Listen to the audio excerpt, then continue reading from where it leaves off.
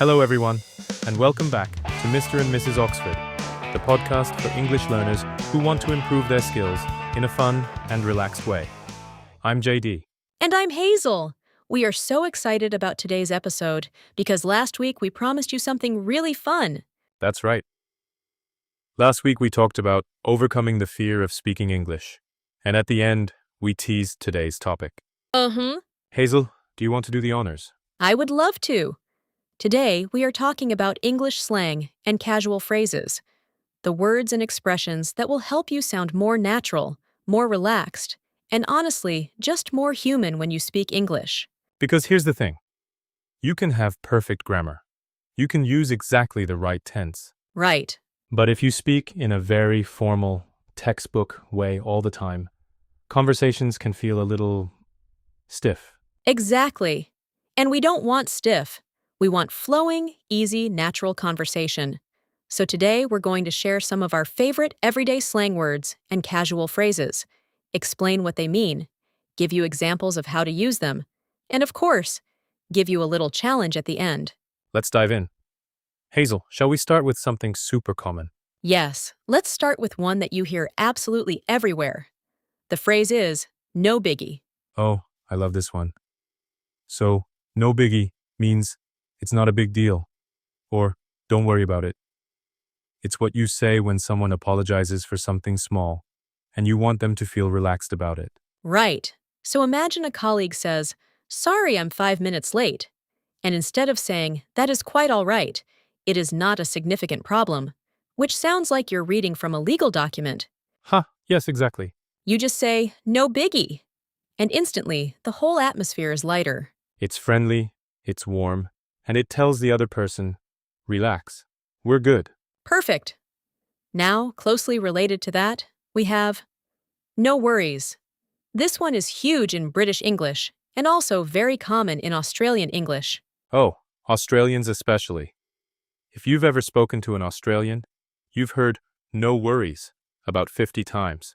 At least. And it means the same thing. Don't worry, it's fine. Everything is okay.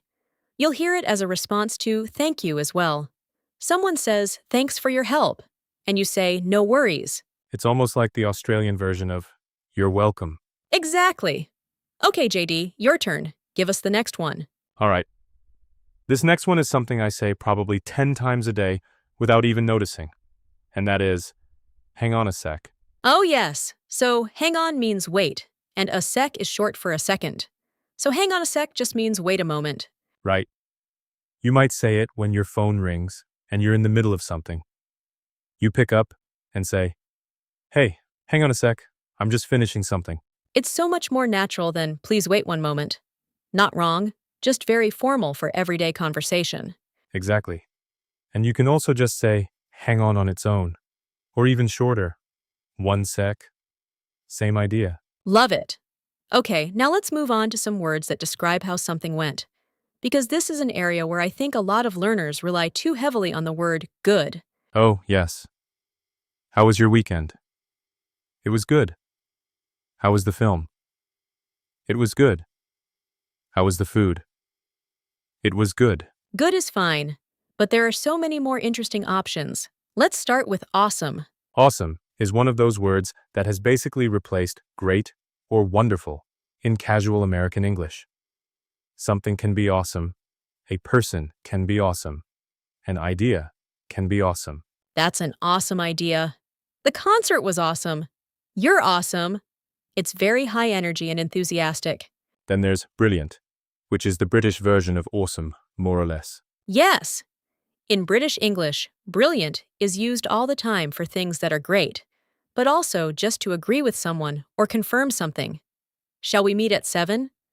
Brilliant. I love how versatile brilliant is in British English. Americans might use it too, but it has a slightly more sophisticated feel, I think. A bit more bookish, maybe. And then there's solid. This one is a bit more understated. If something is solid, it's reliable, good, dependable. Like, how was the restaurant? It was solid. It wasn't the best meal of my life, but it was genuinely good. No complaints. Right. It's a calm, confident kind of praise. Not screaming with excitement, just, yeah, solid, thumbs up. Okay, let's talk about a few phrases for when things are not going well. Because life isn't always awesome and brilliant, right? Ha, very true. So the first one is, it's a bit much. This means something is too intense, too overwhelming, or too extreme.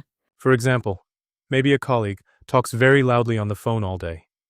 You might say to a friend, "He's a bit much sometimes, isn't he?" Or you go to a party and the music is incredibly loud.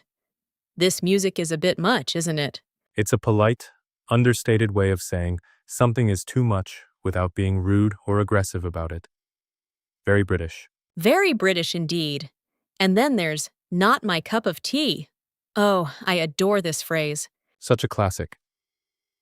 Not my cup of tea means something is not to your taste or preference. It's not necessarily bad. It's just not for you. Did you enjoy the horror film? Honestly, horror is just not my cup of tea. You're not saying the film was terrible. You're just saying it's not what you enjoy personally. And because it's quite gentle, it's great for situations where you want to decline something politely. Would you like to come to the opera? Oh, it's a bit not my cup of tea, but thank you so much. Perfectly polite and perfectly English. Now let's talk about a few expressions for agreeing, because this is huge in natural conversation. Yes. Last week we talked about little response words like and right. But there are some longer phrases too that sound really natural. The first one, totally. This just means completely, or I agree 100%. Learning slang makes a big difference. Totally. It's very casual, very friendly. Then there's fair enough. This is a great one. Fair enough means, okay, I understand and accept your point, even if you maybe don't fully agree.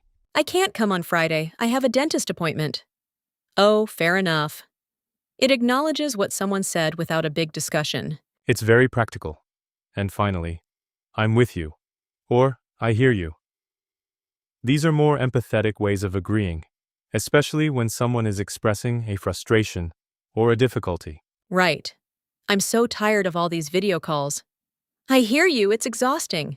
It shows you understand and sympathize. It's warmer than just saying yes or I agree. It makes the other person feel seen. I love that. Okay, I think we should do our weekly challenge now. But before we do, let's do a quick recap. Great idea. So today's slang and casual phrases are, No biggie and no worries. For saying something is fine, don't worry about it. hang on a sec, for asking someone to wait a moment. Awesome, brilliant, and solid. Different ways to say something is good or great. A bit much, for when something is too intense or overwhelming. Not my cup of tea, for politely saying something isn't your preference. And totally. Fair enough, I hear you. For agreeing and showing empathy. That's a fantastic little toolkit right there. It really is. Okay, so the challenge this week. We want you to try using at least 2 of these phrases in a real conversation this week. Just 2. And if a real conversation feels like too much pressure right now, that's okay. You can also try the talking to yourself method we mentioned last week. Just use the phrases out loud while you're doing the dishes or making dinner. Exactly. The goal is to get them into your mouth and make them feel comfortable. They might feel a bit strange or awkward at first, and that is completely normal. But after you've said no biggie or fair enough a few times, it starts to feel natural. And the next time you need it in a real conversation, it'll just come out. That's exactly how it works. And one more thing before we let you go. We want to hear from you, not just about this week's challenge, but about the podcast itself. Yes, we are always looking for new topics to cover, and honestly, the best ideas come from our listeners. So, is there a grammar topic that confuses you? A situation in English that makes you nervous? A type of vocabulary you'd love to learn? Write it in the comments. Seriously, every suggestion gets read. You might even hear your topic in a future episode. And while you're down there in the comments, tell us what you thought of today's episode. Did you enjoy it? Was it useful? Was it too fast? Too slow? Do you want more examples? Fewer examples? We genuinely want to know. This podcast is for you, and we can only make it better if you tell us what works and what doesn't. So please, don't be shy. Think of it as your very first speaking challenge in the comments section. Leave us a message in English and tell us what you think. We promise we will read every single one. We really will. Okay, now we'll let you go. Thank you again so much for being here. Join us next week. We're going to be talking about phrasal verbs, those tricky little two-word combinations like give up, look after, and run into, that can be so confusing, but are absolutely everywhere in natural English. It's going to be a great one. Until then, keep listening, keep practicing, and be kind to yourself on this journey. Bye, everyone. Happy speaking.